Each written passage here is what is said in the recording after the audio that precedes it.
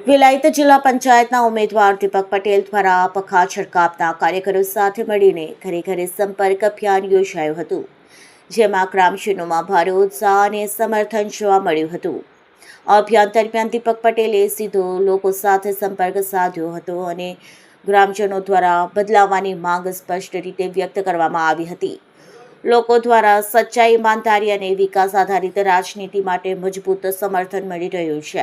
દીપક પટેલે જણાવ્યું હતું કે આ ઘર ઘર સંપર્ક માત્ર પ્રચાર નથી, પરંતુ લોકો સાથેનો વિશ્વાસ અને સંબંધ મજબૂત બનાવવાનો પ્રયાસ છે.